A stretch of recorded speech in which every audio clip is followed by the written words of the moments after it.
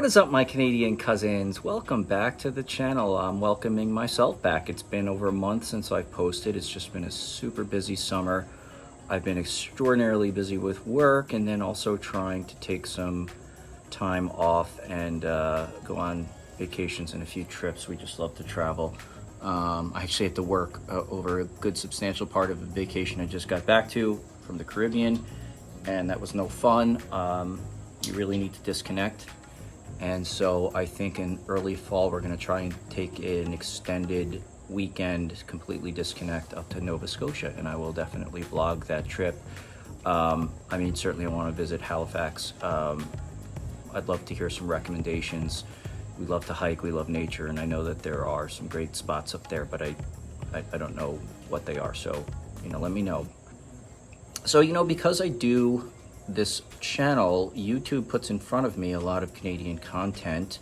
A lot of what I do on recommendations from you, but some things just pop up and strike my interest. And so one of them recently was something I had never heard about, and it is the International Peace Gardens. So let's take a look at this, and I will see you on the flip side, my friends. Oh, and before I forget, since the YouTube algorithm is probably unhappy with me right now for not posting in a long time, I would really appreciate it if you're so inclined to like and subscribe on this video to help me get back on track, and I'll start posting. I'm hoping to get a few videos out within the next few days. All right, take care, my friends.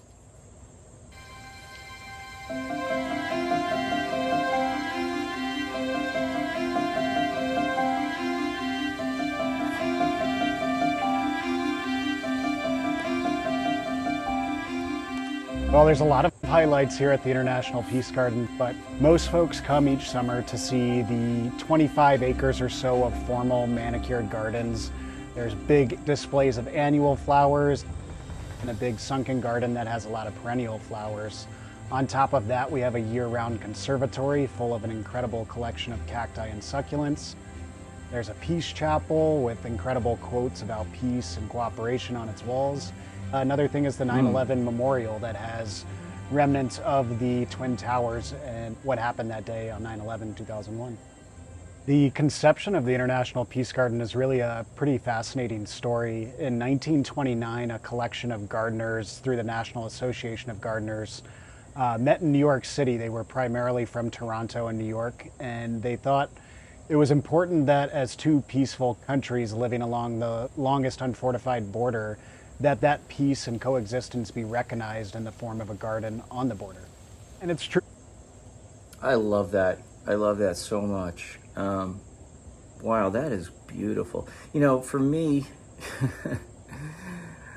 I have an eclectic taste of things that interest me. I like rock music, as you guys know. Those of you who followed my channel, I like sci-fi. I love history. I'm a massive history buff, but something about the beauty of wild nature is its own thing, and I probably appreciate that the most. But the beauty of manicured nature, of nature that has been sculpted and planned like this as an art form, it is an art form, and it is something that's just so peaceful. I try to make my own yard just a nice little oasis so that we can escape the world without having to go anywhere.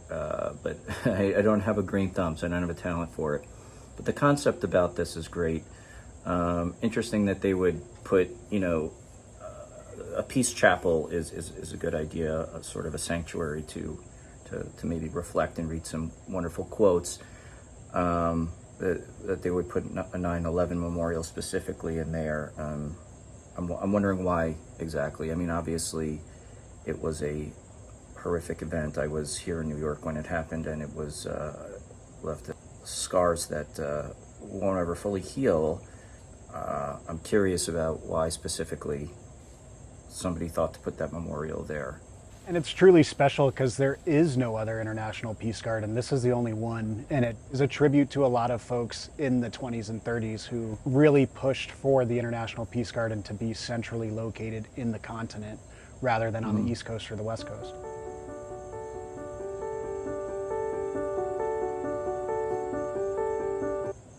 So maybe I missed it because I was gathering my thoughts and I may have gotten distracted. Where exactly is this? It's in central continent, so what is it? It's between in the prairies somewhere. Oh yeah, this is from Prairie Public, so I guess so. But what province and state?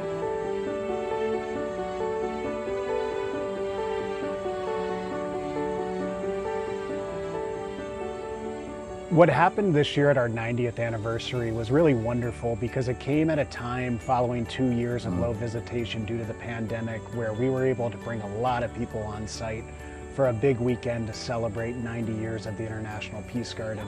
There were all sorts of vendors, makers, musicians. We had traditional... That band, it said The Incredibly Hip. Is that a Tragically Hip cover band? Does anybody know? I'm gonna look that up. You know, I've become a big hip fan. And traditional Indigenous and Métis powwow demonstrations and storytelling. When you have this much space and this beautiful of a setting, you can do a lot and bring a lot of people here. And everything you see here that really contrasts nicely with the surrounding prairie. So when you think of the formal manicured parts of the garden, we really try to make sure that the edges of that meld in nicely with the surrounding forest. And then as we start to bring in more sculpture, more performing arts, really just trying to highlight how wonderful it is to appreciate art when you are outside and in a more natural setting.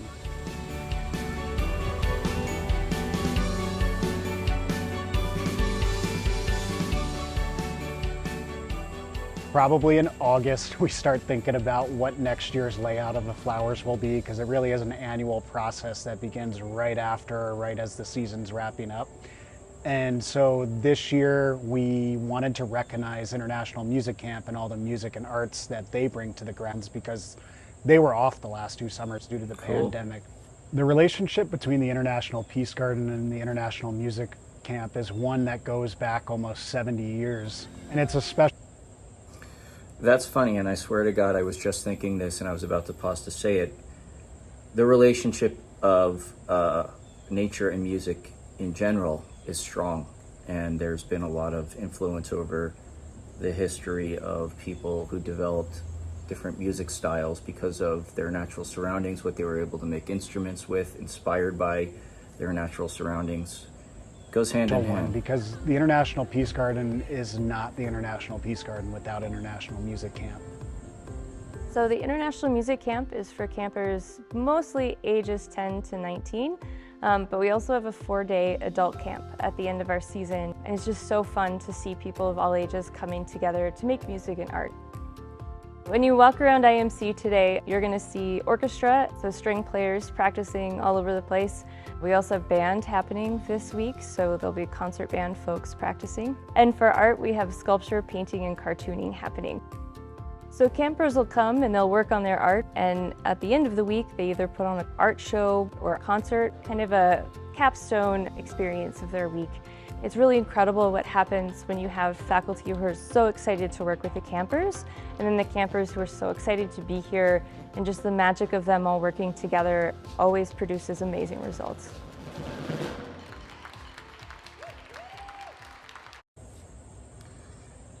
Ooh, I wonder if my daughter Layla would like that. She plays in her school band, actually 2 bands. She plays clarinet in band and she plays guitar in jazz band. She did baseball camp this summer. I think for a lot of young people, coming to the International Music Camp is actually a really validating experience. So often we maybe go through our life and we think, oh, I'm the only person that really enjoys this. But when you come to the International Music Camp, and when our campers come here, they're surrounded by people with similar interests, whether it's their counselors or their teachers or the other people in their class. They really get a lot of validation of, like, it is okay that you have a passion or an interest in this.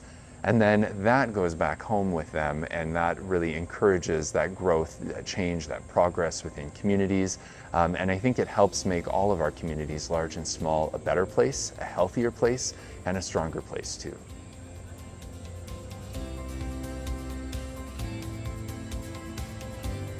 The Peace Gardens has been a beautiful and important factor in what the International Music Camp is. Being in between the 2 countries, truly being international between nations. And in music and the arts, we're devoted to bringing people together from different backgrounds and different life experiences. And what a great place, and what better place to do that at a location that is known for promoting and celebrating peace across the world. The International Peace Garden is such a special place because there's really nothing like it in the world. We're on an international border. We're funded by and really honored and shared by North Dakota and Manitoba and Americans and Canadians as a whole. It's really incredible to think that so many people come from all over because they really see the value in a place that stands for peace, that wants to promote and advocate for peace, and to do that through a natural setting. Given that we're in the heart of the continent, close to the geographical center of North America, it really kind of brings home the theme and how important peace is to all of us to be centered. And that's one thing that I think draws so many people to the International Peace Garden. It's beautiful.